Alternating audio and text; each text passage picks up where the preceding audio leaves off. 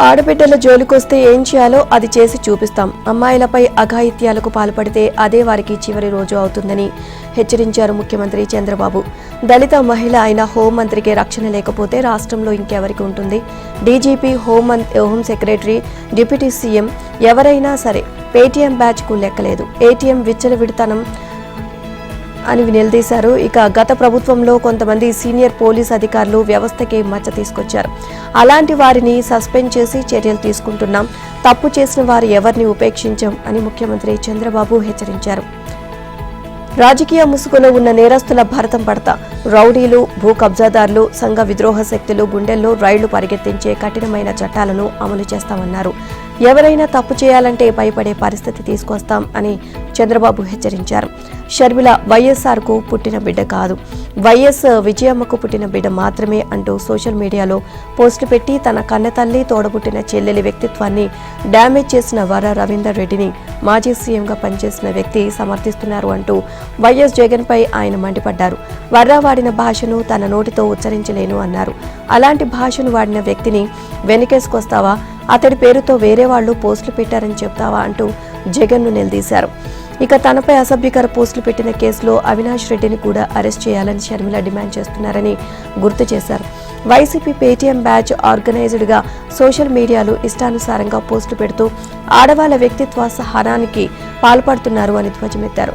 గత ప్రభుత్వ హయాంలో డిజిటల్ కార్పొరేషన్లో వైసీపీ మనుషులను పెట్టి ఒక వ్యవస్థను తయారు చేశారని, వారి అడ్రస్లు తెలియకుండా సోషల్ మీడియా ద్వారా దాడికి తెగబడుతున్నారని విమర్శించారు. ఇదంతా చూస్తుంటే మనసు వికలమైపోతుంది, నిద్ర కూడా రావడం లేదు అన్నారు. ప్రజలకు సేవ చేయడానికి వచ్చిన వారు ఇన్ని అవమానాలు పడాలా అని ఆవేదన వ్యక్తం చేశారు. శాసనసభ ప్రజా పద్దుల సంఘం పబ్లిక్ అకౌంట్స్ కమిటీ పీఏసీ ఎన్నిక రసవత్తరంగా మారింది. తగినంత బలం లేకపోయినా ఈ కమిటీలో సభ్యత్వం కోసం వైసీపీ తరపున మాజీ మంత్రి, పుంగనూరు ఎమ్మెల్యే పెద్దిరెడ్డి రామచంద్రారెడ్డి నామినేషన్ దాఖలు చేశారు. దీంతో సంఖ్యాబలం ప్రకారమే ముందుకు వెళ్లాలి అని నిర్ణయించిన టీడీపీ, జనసేన, బీజేపీ కూటమి పార్టీలు ఈ కమిటీ చైర్మన్ పదవికి జనసేనకు చెందిన భీమవరం ఎమ్మెల్యే పులపర్తి రామాంజనేయులను అంతర్గతంగా ఖరారు చేశారు. అయినా పెద్దిరెడ్డి పోటీలో కొనసాగుతుండడం ఆసక్తికరంగా మారింది. ఎన్నికలు ఖాయం అవడంతో అసెంబ్లీ అధికారులు ఓటింగ్ కోసం ఏర్పాట్లు చేస్తున్నారు. శాసనసభ వేదికగా పనిచేసే కమిటీల్లో పీఏసీ కీలకమైంది. వివిధ ప్రభుత్వ శాఖలు పెట్టే ఖర్చుకు సంబంధించి controller and auditor general CAG లేవనెత్తిన అభ్యంతరాలపై ఆ కమిటీ విచారణ జరుపుతోంది. ఏ శాఖకు చెందిన అధికారులనైనా పిలిచి సమీక్ష నిర్వహించే అధికారం దీనికి ఉంది. శాసనసభలో అనేక కమిటీలు ఉన్నా ఈ ఒక్క కమిటీ చైర్మన్ పదవిని ప్రతిపక్షానికి ఇవ్వడం ఆనవాయితీగా వస్తోంది. టీడీపీ ప్రతిపక్షంలో ఉన్నప్పుడు ఆ పార్టీకి చెందిన బయ్యావుల కేశవ్కు చైర్మన్ పదవి ఇచ్చారు. అప్పుడు టీడీపీకి 23 మంది ఎమ్మెల్యేలు ఉండడంతో ఇబ్బంది లేకుండా పోయింది. ఈసారి వైసీపీకి అసెంబ్లీలో కేవలం 11 మంది సభ్యులే ఉన్నారు. ఒక సభ్యుడిని గెలిపించుకోవడానికి అవసరమైనంత బలం కూడా ఆ పార్టీకి లేదు. ఈ విషయం తెలిసినా కూటమి పార్టీలతో సంప్రదింపులు జరపకుండా పెద్దిరెడ్డి నామినేషన్ దాఖలు చేశారు. ఆయనతో పాటు ఆ పార్టీ ఎమ్మెల్యేలు ద్వారకానాథ్ రెడ్డి, బూచేపల్లి శివప్రసాద్ రెడ్డి, చంద్రశేఖర్ కూడా వచ్చారు. ఎమ్మెల్యేలుగా ప్రమాణ స్వీకారం చేశాక వైసీపీ సభ్యులు సభాభవనంలోకి అడుగుపెట్టడం ఇదే ప్రథమం. పెద్దిరెడ్డి నామినేషన్ దాఖలు చేయడంతో అధికార కూటమి నేతలు అంతర్గతంగా సంప్రదింపులు జరుపుకున్నారు. బలం లేకపోయినా వైసీపీ బరిలోకి దిగడంపై చర్చించారు. విశాఖ ఉక్కు కర్మాగారాన్ని ప్రైవేటీకరణ చేసే ప్రసక్తే లేదని ఉప ముఖ్యమంత్రి పవన్ కళ్యాణ్, మంత్రులు అచ్చెన్నాయుడు, టీజీ భరత్ స్పష్టం చేశారు. గత వైసీపీ ప్రభుత్వం ప్రైవేటీకరణ అంశాన్ని త్రికరణ శుద్ధిగా ఆపి ఉంటే ఈరోజు ఆ ప్రశ్నే వచ్చేది కాదు అని శాసన మండలిలో వైసీపీ సభ్యులకు పవన్ కళ్యాణ్ చురక వేశారు. నిన్న మండలిలో స్టీల్ ప్లాంట్ అంశంపై వాడివేడిగా చర్చ జరిగింది. ప్రశ్నోత్తరాల సమయంలో వైసీపీ ఎమ్మెల్సీలు వరదు కళ్యాణి, దువ్వాడ శ్రీనివాస్, పాలవలస విక్రాంత్ మాట్లాడారు. ప్రైవేటీకరణ కాకుండా చర్యలు తీసుకోవాలని డిమాండ్ చేశారు. స్టీల్ ప్లాంటును ప్రైవేటీకరణ చేసే ఉద్దేశమే లేదు అన్నారు మంత్రి టీజీ భరత్. అయితే అనేక సమస్యలు ఉన్నాయని వాటిని పరిష్కరించే దిశగా చర్యలు తీసుకుంటామని చెప్పారు. ఇక స్టీల్ ప్లాంటును ప్రైవేటీకరణ చేయడం లేదని శాసన మండలిలో తీర్మానం చేయాలని వైసీపీ సభ్యులు పట్టుబడ్డారు. అసలు చేసే ప్రసక్తే లేనప్పుడు తీర్మానం ఎందుకని కూటమి సభ్యులు నిలదీశారు. దీంతో మంత్రులు వైసీపీ సభ్యుల మధ్య మాటల యుద్ధం జరిగింది. వైసీపీ సభ్యులు పోడియం వద్దకు వెళ్లి నినాదాలు చేస్తూ నిరసన తెలియజేశారు.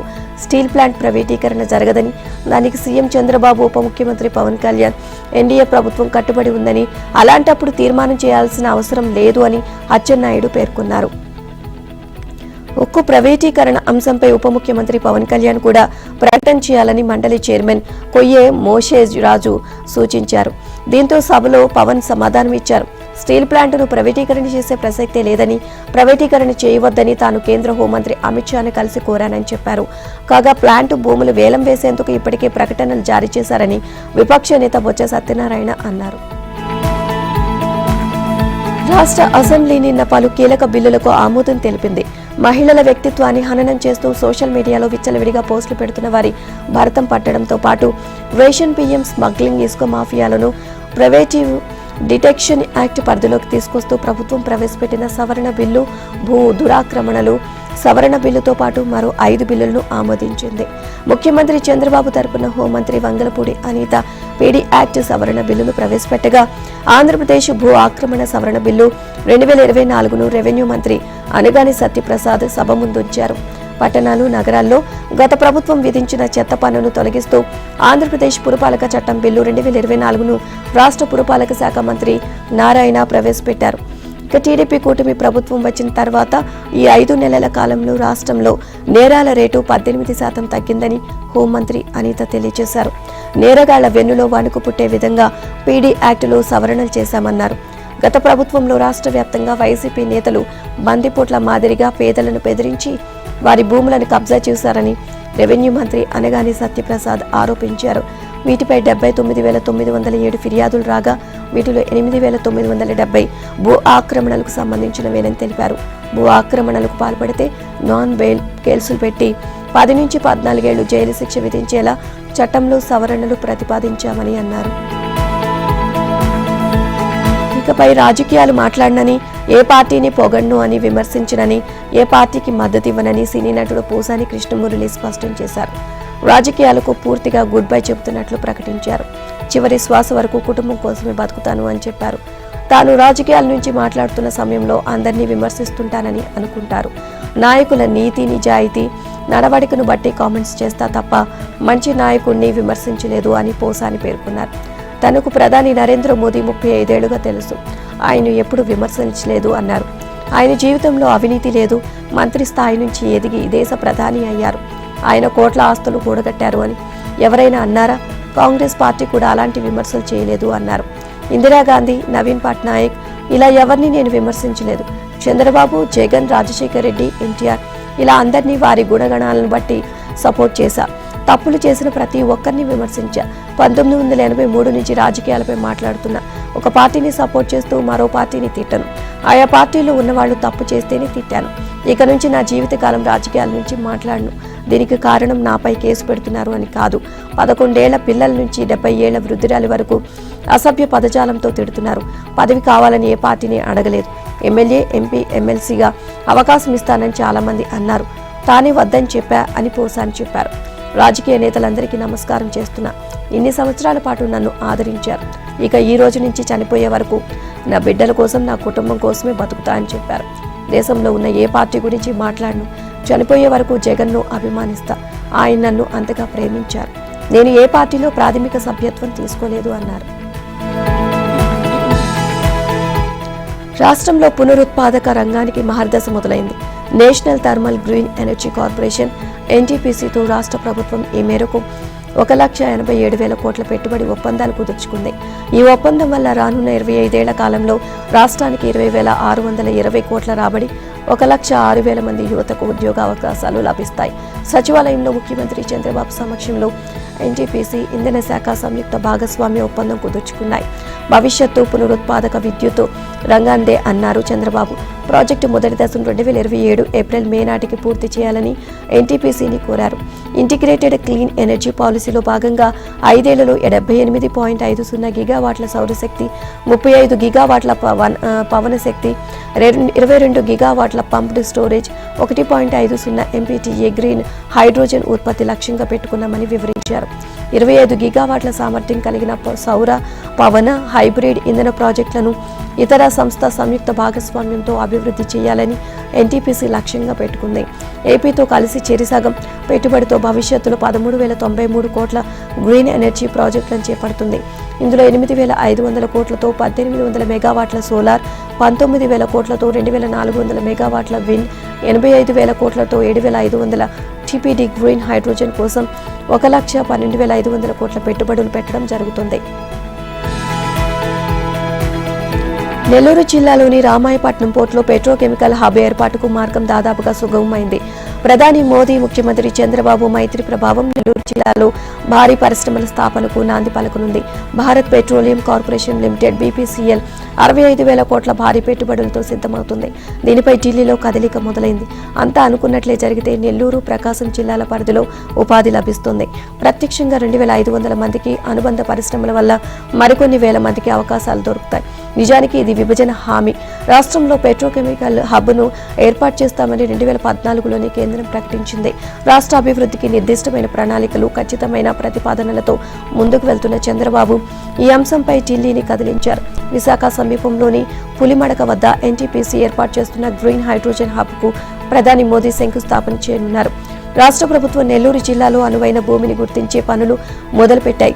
రామాయపట్నం పోర్టు ఉత్తరం వైపు తెట్టు గ్రామం వద్ద 3,000 ఎకరాల అటవీ శాఖ భూమి ఉంది. పోర్టుకు దక్షిణం వైపు కావలి నియోజకవర్గం తుమ్మలపేంట వద్ద విస్తారంగా ప్రభుత్వ భూములు ఉన్నాయి. ఈ రెండు ప్రాంతాల్లో పెట్రోకెమికల్స్, రిఫైనరీ పరిశ్రమల స్థాపనకు ఏది అనువైందో రాష్ట్ర ప్రభుత్వం సన్నాహాలు చేస్తుంది. ఇక బీపీసీఎల్ రాకతో రామాయపట్నం కొత్త శోభను సంతరించుకుంటుంది అని పారిశ్రామికవేత్తలు హర్షం వ్యక్తం చేస్తున్నారు. రాయలసీమ ముఖద్వారమైన కర్నూలులో హైకోర్టు బెంచ్ ఏర్పాటు చేయాలని శాసనసభ ఏకగ్రీవంగా తీర్మానం చేసింది. ప్రాంతాలకు అతీతంగా శాసనసభ్యులు కర్నూలులో బెంచ్ ఏర్పాటును హర్షధ్వానాలతో ఆమోదం తెలిపారు. దీంతో తీర్మానం ఏకగ్రీవంగా ఆమోదం పొందిందని స్పీకర్ అయ్యన్న పాత్రుడు ప్రకటించారు. అసెంబ్లీ తీర్మానం కాపీని త్వరలో హైకోర్టు కేంద్ర ప్రభుత్వానికి పంపిస్తామని సీఎం చంద్రబాబు వెల్లడించారు. వీలైనంత త్వరగా కర్నూలులో బెంచ్ ఏర్పాటు అవుతుందని ఆశాభావాన్ని వ్యక్తం చేశారు. భోజన విరామం తర్వాత సభలో న్యాయశాఖ మంత్రి ఎన్ఎండి ఫరూక్ కర్నూలులోని బెంచ్ ఏర్పాటు కోరుతూ సభలో తీర్మానం ప్రవేశపెట్టారు. దీనిపై చర్చ జరిగింది. ప్రతి ఒక్కరూ తీర్మానాన్ని బలపరిచి ఆమోదించాలని చంద్రబాబు కోరారు. స్పీకర్ జోక్యం చేసుకుని తీర్మానాన్ని సభ్యులు ఏకగ్రీవంగా బలపరిచారు. రాష్ట్ర మానవ హక్కుల కమిషన్, లోకాయుక్త కార్యాలయాలు కర్నూలులోనే ఉంటాయని సీఎం స్పష్టం చేశారు. వాటిని తరలించాలి అన్న ఆలోచన లేదని, ఆఫీసులు అక్కడే కొనసాగుతాయని ప్రకటించారు. రాయలసీమలో కర్నూలు, తిరుపతి, ఉత్తరాంధ్రలో విశాఖను మరింత అభివృద్ధి చేస్తామని చెప్పారు. రాయలసీమను ఎడ్యుకేషన్ హబ్గా మారుస్తామని తెలిపారు. పాదయాత్రలో ప్రకటించిన విధంగా మిషన్ రాయలసీమ హామీలు అమలు చేస్తామని చెప్పారు. కేంద్రం 2 ఇండస్ట్రియల్ పార్కులు ఇస్తే వాటిని కర్నూలు జిల్లా ఓర్వకల్లు, కడప జిల్లా కొంపర్తిలో ఏర్పాటు చేశామని, వీటి అభివృద్ధికి 5,000 కోట్లు మంజూరయ్యాయని చెప్పారు. ఓర్వకల్లును డ్రోన్ హబ్గా మార్చేందుకు 300 ఎకరాలు కేటాయించామని చెప్పారు. కాగా కర్నూలులో హైకోర్టు బెంచ్ ఏర్పాటు చేయడం తమ అదృష్టమని రాయలసీమ ఎమ్మెల్యేలు హర్షం వ్యక్తం చేశారు. బెంచ్ ఏర్పాటైతే కర్నూలు ముఖ చిత్రమే మారిపోతుంది అని, కర్నూలు హైకోర్టు బెంచ్ ఏర్పాటు చేయాలి అని శాసనమండలిలో మంత్రి ఎన్ఎండి ఫరూక్ తీర్మానం ప్రవేశపెట్టారు. ద్రవ్య వినియోగ బిల్లుతో సహా మరో 3 బిల్లులకు శాసనమండలి ఆమోదం తెలిపింది. తిరుమలను పక్కా ప్రణాళికతో కూడిన మోడల్ టౌన్ గా తీర్చిదిద్దడమే తమ లక్ష్యమని టీటీడీ ఈవో శ్యామలారావు తెలియజేశారు. ఇక 2019లో ఐఐటి నిపుణులు తిరుమలకు రూపొందించిన మాస్టర్ ప్లాన్ ఇప్పటి వరకు అమలు కాలేదు అని అన్నారు. విజన్ డాక్యుమెంట్ రూపొందించిన ప్రతినిధులతో సమావేశమయ్యామని, ఆ మాస్టర్ ప్లాన్లోని ముఖ్యమైన అంశాలను పరిగణలోకి తీసుకోనున్నట్లు చెప్పారు. ఇక ప్రపంచ ప్రఖ్యాతిగాంచిన హిందూ ధార్మిక క్షేత్రమైన తిరుమలగా మోడల్ టౌన్గా తీర్చిదిద్దేందుకు ప్రణాళిక సిద్ధంగా ఉంది అని, డిజైన్లు రూపొందించాలి అన్నారు. ఇందుకోసం విజన్ డాక్యుమెంట్ తక్షణ అవసరమని, టీటీడీకి urban development and town planning వింగ్ను ఏర్పాటు చేయనున్నామని తెలియజేశారు. కొన్ని పాత కాటేజీలతో పాటు బాలాజీ ఆర్టీసీ బస్టాండ్ మార్చనున్నట్లు చెప్పారు. మల్టీలెవెల్ కారు పార్కింగ్లను ఏర్పాటు చేసే ఆలోచన కూడా ఉంది అన్నారు. భవిష్యత్తులో నిబంధనలకు విరుద్ధంగా నిర్మాణాలు చేపట్టకుండా చర్యలు తీసుకోబోతున్నట్లు చెప్పారు.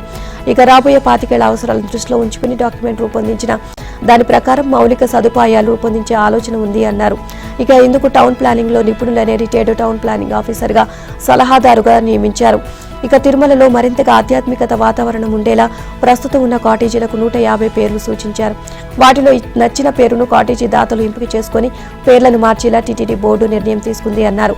ఆధ్యాత్మిక చిహ్నాలు లేని కాటేజీలను అందుకు అనుగుణంగా నిర్మాణంలో మార్పు చేసేలా చర్యలు తీసుకోబోతున్నాము అన్నారు. సినీ దర్శకుడు రామ్ గోపాల్ వర్మపై అనకాపల్లి జిల్లా రావికమతం పోలీస్ స్టేషన్లో మరో కేసు నమోదైంది. రామ్ గోపాల్ వర్మ ఈ ఏడాది మే 2న ప్రస్తుత ముఖ్యమంత్రి చంద్రబాబు, ఉప ముఖ్యమంత్రి పవన్ కళ్యాణ్, ఐటీ మంత్రి లోకేష్ లను కించపరిచేలా ఫోటోలను మార్పింగ్ చేసి ఎక్స్లో పోస్టులు పెట్టారంటూ మండలంలోని గుడ్డిప గ్రామానికి చెందిన టీడీపీ సోషల్ మీడియా ప్రతినిధి గల్లా నానిబాబు ఫిర్యాదు చేశారు. వర్మపై మార్ఫింగ్ నేరం కేసు నమోదు చేశాం. స్టేషన్కు హాజరు కావాలంటూ హైదరాబాద్కు వెళ్లి స్వయంగా ఆయనకు 41A నోటీసులు అందజేశాం. అయితే వారం రోజులు గడువు ఇవ్వాలని రామ్ గోపాల్ వర్మ తరపు న్యాయవాది కోరారు అని ఎస్ఐ రఘువర్మ తెలియజేశారు. కాగా రామ్ గోపాల్ వర్మ, శ్రీరెడ్డి, పోసాని కృష్ణమురళిపై పోలీసులకు మరో ఫిర్యాదు అందింది. కడప 1 టౌన్ సీఏ రామకృష్ణకు ఐటీడీపీ కడప నియోజకవర్గ నేతలు ఫిర్యాదు చేశారు. సామాజిక మాధ్యమాల్లో అనుచిత, అసభ్యకర పోస్టులు పెట్టిన వ్యవహారంలో దర్శకుడు రామ్ గోపాల్ వర్మపై నమోదు చేసిన కేసు పూర్తి వివరాలు సమర్పించాలని పోలీసులను హైకోర్టు ఆదేశించింది. విచారణను వారం రోజులకు వాయిదా వేసింది. ఈ మేరకు న్యాయమూర్తి జస్టిస్ టి మల్లికార్జునరావు నిన్న ఉత్తర్వులు జారీ చేశారు. జగన్, అదానీల మధ్య ముడుపుల బంధం బట్టపైలైంది. విద్యుత్ కొనుగోలు ఒప్పందాల కోసం అదానీ సంస్థ వివిధ రాష్ట్ర ప్రభుత్వాలకు 2029 కోట్ల లంచాలు ఎగవేసింది. ఇక ఇందులో ఏకంగా 1750 కోట్లు జగన్ యంత్రాంగానికే అందించింది. ఇది తెలుగుదేశం పార్టీ చేసిన ఆరోపణ కాదు. మన దేశానికి చెందిన సిబిఐ, ఈడీలు తేల్చిన సంగతి కాదు. America stock exchange commission, SEC, ఆ దేశ దర్యాప్తు సంస్థ FBI, న్యాయశాఖ నిగ్గు తేల్చిన విషయాలు. దీనికి ఈస్ట్ డిస్ట్రిక్ట్ న్యూయార్క్ కోర్టులో అభియోగాలు కూడా నమోదయ్యాయి. అదానిపై అమెరికాలో అరెస్టు వారెంట్ జారీ అయింది. భారతదేశంలో రెండో అతిపెద్ద సంపన్నుడైన గౌతమ్ అదానీ భారీ సంక్షోభంలో ఇరుక్కున్నారు. కేంద్ర ప్రభుత్వ సంస్థను అడ్డం పెట్టుకుని రాష్ట్రాల్లోని విద్యుత్ సంస్థలకు సౌరశక్తిని అమ్మే కాంట్రాక్టులు దక్కించుకోవడం కోసం 2021-24 మధ్య కాలం జగన్మోహన్ రెడ్డి ప్రభుత్వంతో సహా 5 రాష్ట్రాల్లో ప్రభుత్వానికి కీలక వ్యక్తులకు 2029 కోట్లు లంచంగా చెల్లించారని అమెరికా కేంద్ర దర్యాప్తు సంస్థ FBI సంచలన ప్రకటన చేసింది. అందులో 1750 కోట్లు అప్పటి ఆంధ్రప్రదేశ్ ప్రభుత్వంలోని కీలకమైన వ్యక్తికి చెల్లించారని ప్రకటించింది. ఇక భారత పౌర సౌర విద్యుత్ సంస్థ సెకీ రాష్ట్రాలకు సోలార్ పవర్ సరఫరా చేసేందుకు ఆహ్వానించిన టెండర్ను అప్పట్లో అదానీ గ్రూప్ దక్కించింది. ఇక ఈ ప్రకారం రాష్ట్రాల డిస్కంలు సెకీతో ఒప్పందం చేసుకుంటే అదానీ ప్లాంట్ల ద్వారా పౌర విద్యుత్తును సరఫరా చేస్తారు. అయితే అదానీ కోట్ చేసిన ధరను చూసి డిస్కంలు బెంబేలెత్తాయి. ఒక్క ప్రభుత్వం కూడా సెకీతో ఒప్పందానికి ముందుకు రాలేదు. అవి కుదిరితే తప్ప ప్లాంట్లు ఏర్పాటు చేయలేరు, సొమ్ములు సంపాదించలేరు. ఇక ప్లాంట్ల ఏర్పాటు పేరుతో అప్పటికే భారీగా అప్పులు తెచ్చి పెట్టుబడులు సమీకరించిన నేపథ్యంలో అదానీపై ఒత్తిడి బాగా పెరిగింది. ఈ నేపథ్యంలో అదానీ గ్రూప్ లంచాల యాత్ర మొదలుపెట్టింది. రాష్ట్ర ప్రభుత్వాల్లోని కీలక వ్యక్తులు కలిసి లంచాలు ఆఫర్ చేసినట్లు అమెరికా దర్యాప్తు సంస్థలు నిర్ధారించాయి. ఇందులో జగన్ జనమానాలో జరిగిన సంఘటనల గురించి మరింత వివరంగా వెల్లడించాయి. అమెరికా ఆరోపణల నేపథ్యంలో గౌతమ్ అదానీతో గతంలో చేసుకున్న ఒప్పందాలను రద్దు చేసుకుంటున్నట్లుగా కెన్యా ప్రకటించింది. అదానీ అవినీతికి సంబంధించి దేశంలోని దర్యాప్తు సంస్థలు, భాగస్వామ్య దేశాలు అందించిన కొత్త సమాచారం ఆధారంగా అదానీ సంస్థలతో కుదుర్చుకున్న ఒప్పందాలను రద్దు చేయాలని నిర్ణయించాం అని కెన్యా అధ్యక్షుడు విలియం రూటో తమ పార్లమెంట్ సంయుక్త సమావేశంలో వెల్లడించారు. అయితే ఆయన తన ప్రకటనలో అమెరికా ప్రస్తావన చేయలేదు. అవినీతి జరిగినట్లు తిరుగులేని సాక్ష్యాధారాలు ఉన్నాయి. అందువల్ల ఈ నిర్ణయం తీసుకున్నానని తెలియజేశారు.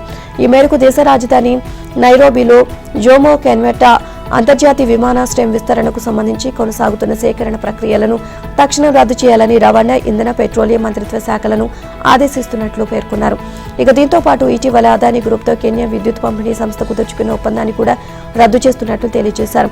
అయితే ఇవి కీలకమైన ప్రాజెక్టులు కాబట్టి వాటి అమలుకు వీలైనంత త్వరలో వేరే భాగస్వాములను ఎంపిక చేసుకోవాలని ఆయా శాఖలను ఆదేశించినట్లు వెల్లడించారు. రూటో ఈ ప్రకటన చేయగానే పార్లమెంటు సభ్యులు కుర్చీలో నుంచి లేచి నిలబడి కొద్దిసేపు కరతాళ ధ్వనులు చేశారు. ఇద్దరు ఎంపీలు అయితే డాన్సులు చేయడం లైవ్ దృశ్యాల్లో కనిపించింది. సౌర విద్యుత్ కాంట్రాక్టులు దక్కించుకునేందుకు పెద్ద మొత్తంలో లంచం ఇవ్వజూపారు అంటూ తమ సంస్థపై అమెరికా ప్రాసిక్యూటర్లు చేసిన ఆరోపణలను అదానీ గ్రూప్ తోసిపుచ్చింది. సోలార్ పవర్ ప్రాజెక్టులు దక్కించుకోవడంలో భాగంగా అదానీ గ్రూప్ దాదాపు 2,238 కోట్ల లంచాన్ని భారత అధికారులకు ఇవ్వజూపింది అన్న ఆరోపణలతో పాటు దాని గురించి పెట్టుబడిదారులకు తప్పుడు సమాచారం ఇచ్చారంటూ అమెరికాలో అభియోగాలు నమోదయ్యాయి.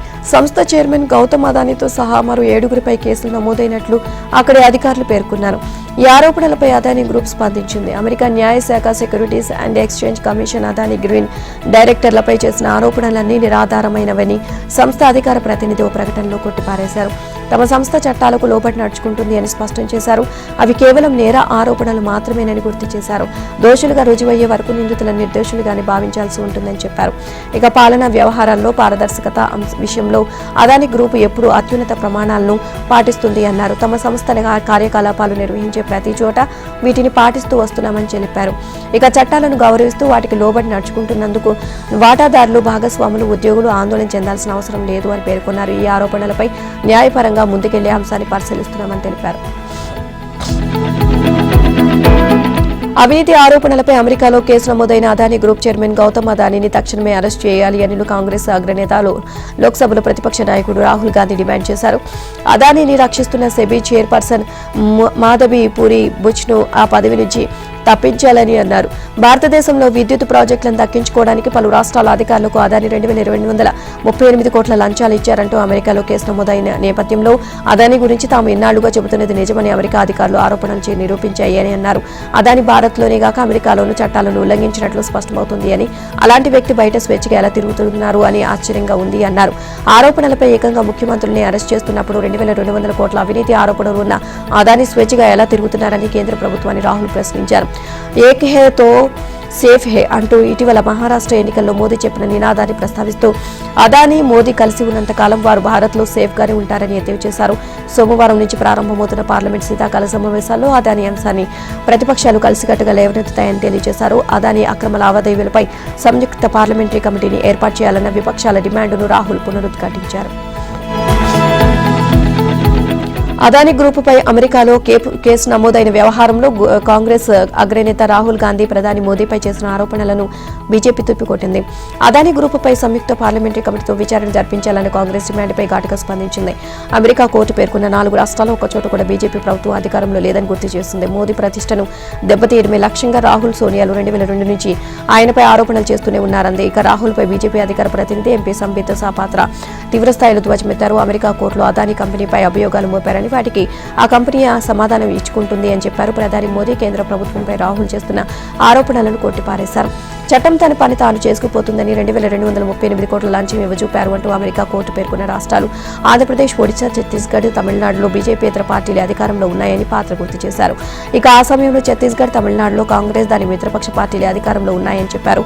ఇక ఏపీలో వైసీపీ, ఒడిశాలో బీజేడీ అధికారంలో ఉన్నాయని, ఆ 2 ప్రాంతీయ పార్టీలు జాతీయ స్థాయిలో ఒక అధికార ప్రతిపక్ష కూటమిలో భాగస్వాములుగా లేవని తెలిపారు. గౌతమ్ అదానీ అవినీతి పరుడని ఆరోపిస్తున్న రాహుల్ గాంధీ తొలుత కాంగ్రెస్, దాని మిత్రపక్షాలు అధికారంలో ఉన్న రాష్ట్రాలు వేల కోట్ల రూపాయలు పెట్టుబడి పెట్టిన అదానీ గ్రూపుకు తన పార్టీకి మధ్య ఉన్న సంబంధాలపై ప్రశ్నించాలని సూచించారు.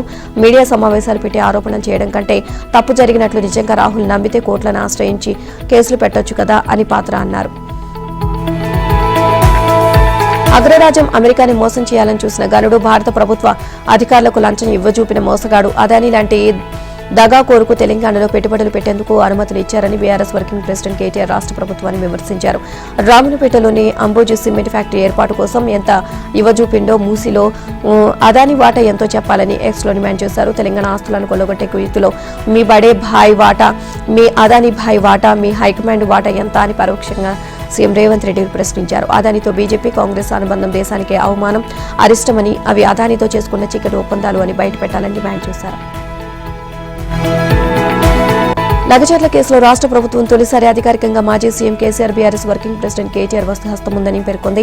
ఈ కేసును ఎదుర్కొనేందుకు కేసీఆర్ 10 కోట్లు విడుదల చేశారని వెల్లడించారు. ఇక ఈ మేరకు హైకోర్టును వివరాలు, సాక్ష్యాలను అందజేసింది. కొడంగల్ కోర్టు జారీ చేసిన రిమాండ్ ఆదేశాలను కొట్టివేయాలంటూ లగచర్ల కేసులో A1గా ఉన్న పట్నం నరేందర్ రెడ్డి దాఖలు చేసిన క్వాష్ పిటిషన్పై జస్టిస్ కె లక్ష్మణ్ ధర్మాసనం నిన్న విచారణ కొనసాగించింది. సందర్భంగా రాష్ట్ర ప్రభుత్వం తరపున పబ్లిక్ ప్రాసిక్యూటర్ పల్లె నాగేశ్వరరావు వాదనలు వినిపించారు. భూసేకరణకు అడ్డుకోవడానికి మనం చేస్తున్న ప్రయత్నంలో ఏదైనా తప్పు జరిగినా ఏమీ కాదు, మన వెనుక పెద్దలు కేసీఆర్ ఉన్నారు అంటూ ఈ కేసులో ఏవన్గా ఉన్న పిటిషనర్ నరేందర్ రెడ్డి సమావేశంలో రెచ్చగొట్టే ప్రసంగాలు చేశారు. విచారణ కోసం వచ్చిన కలెక్టర్ ఇతర అధికారులను హత్యకు నిందితులు కుట్రలు చేశారు అని అన్నారు. లగచర్ల ఘటనపై జాతీయ మానవ హక్కుల కమిషన్ ఎన్హెచ్ఆర్సీ స్పందించింది. భూసేకరణను వ్యతిరేకించుకునేందుకు ఆందోళనకారులపై పోలీసులు వేధింపులు, శారీరక హింస, తప్పుడు కేసుల నమోదుపై బీఆర్ఎస్ వర్కింగ్ ప్రెసిడెంట్ కేటీఆర్, మాజీ మంత్రులు సబితారెడ్డి, సత్యవతి రాథోడ్ బాధిత రైతుల కుటుంబ సభ్యుల నుంచి అందిన ఫిర్యాదును పరిగణలోకి తీసుకుంటే తక్షణమే లా అండ్ ఇన్వెస్టిగేషన్ అధికారుల బృందాన్ని లగచర్లకు పంపి విచారణ జరిపి వారం రోజుల్లో నివేదిక తెప్పించుకోవాలని నిర్ణయించింది. రంగనాయక సాగర్ దగ్గర హరీష్ రావు ఇరిగేషన్ భూములు ఆక్రమించాడు అంటూ ముఖ్యమంత్రి నిరాధార ఆరోపణలు చేశారని మాజీ మంత్రి సిద్దిపేట ఎమ్మెల్యే హరీష్ రావు ధ్వజమెత్తారు. తాను నిబంధనలకు లోబడి ధరణి ద్వారా భూమిని కొనుగోలు చేశానని, 1 గంట కూడా ఆక్రమించలేదని స్పష్టం చేశారు. తనపై ఆరోపణలు చేసిన ముఖ్యమంత్రికి వాటిని నిరూపించాల్సిన బాధ్యత ఉంది అని, ఆయన ఎప్పుడు వస్తారో చెబితే తాను ఆ భూమి వద్దకు వస్తానని సీఎం రేవంత్ రెడ్డికి సవాల్ విసిరారు. ముఖ్యమంత్రి తనపై చేసిన ఆరోపణలకు స్పందించారు. 1 గుంట భూమి ఆక్రమించినట్లు తన చరిత్రలోనే లేదని, ఆక్రమణల చరిత్ర ముఖ్యమంత్రికి ఉంది అంటూ ధ్వజమెత్తారు. ఆక్రమణలో మునిగి తేలే రేవంత్ రెడ్డి అందరూ దొంగల్లాగా కనిపిస్తారని ఎద్దేవా చేశారు. ఎన్నికల్లో ఇచ్చిన హామీలను అమలు చేయలేక ప్రతిపక్షంపై నిందలు వేస్తూ రేవంత్ కాలం గడుపుతున్నారని ఆరోపించారు. 11 నెలల కాలంలో సీఎం, ఆయన మంత్రులు చేసిందేమీ లేదని విమర్శించారు. లోపాలను ఎత్తి చూపుతున్న కేటీఆర్పై కేసులు పెట్టే కుట్రలు చేస్తున్నారని ఆరోపించారు. రేవంత్ రెడ్డి బ్లాక్ మెయిల్ రాజకీయాలకు తెరలేపారని, ఎన్ని కేసులు పెట్టినా భయపడేది లేదు అన్నారు. బీఆర్ఎస్ ఎల్లప్పుడూ రైతులు, సామాన్యుల పక్షాన మాట్లాడుతూనే ఉంటుందని చెప్పారు. ఇక వరి కొనుగోలులో రాష్ట్ర ప్రభుత్వం పూర్తిగా విఫలమైందని ఆరోపించారు. అసెంబ్లీ శీతాకాల సమావేశాలు వచ్చే నెల 9వ తేదీ నుంచి ప్రారంభమవుతాయని మంత్రి పొంగులేటి శ్రీనివాసరెడ్డి తెలియజేశారు. డిసెంబర్ 7వ తేదీ నాటికి ప్రభుత్వం ఏర్పడి ఏడాది పూర్తవుతున్న నేపథ్యంలో 9వ తేదీ నుంచి అసెంబ్లీ సమావేశాలు నిర్వహించాలని నిర్ణయించినట్లు చెప్పారు. వచ్చే అసెంబ్లీ సమావేశాలను పలు కీలక బిల్లులను ఆమోదించుకునేందుకు ప్రణాళిక సిద్ధం చేసినట్లు వివరించారు.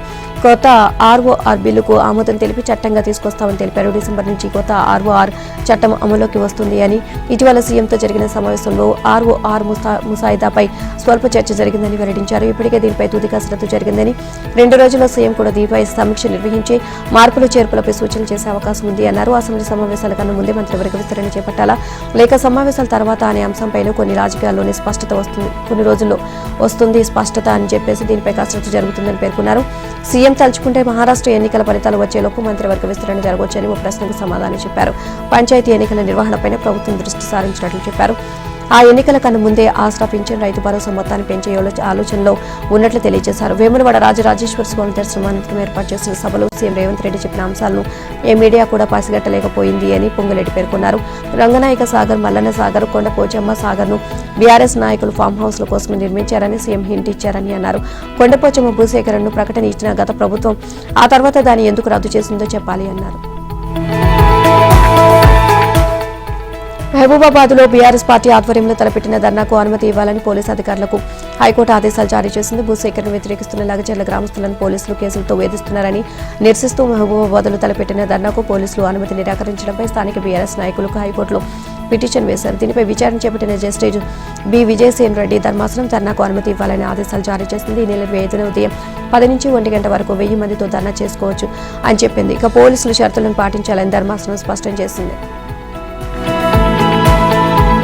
భారతీయ సనాతన ధర్మం ఎంతో ఉన్నతమైంది అని మాజీ ఉపరాష్ట్రపతి ఎం వెంకయ్యనాయుడు అన్నారు. రాతిలోని ప్రాణిలోను, అలాగే గాలి, నీరు, నింగి, నేల, నిప్పులోనూ భగవంతుని చూస్తామని, ఆ సంస్కృతి మనం కాపాడుకోవాలి అని పిలుపునిచ్చారు. చీమకు చక్కెర పెట్టి, పాముకు పాలు పోసి, చెట్టుకు పసుపు పెట్టి ప్రకృతి దండం పెట్టే పవిత్రమైన జాతి మనది, హిందూ ధర్మం మనది.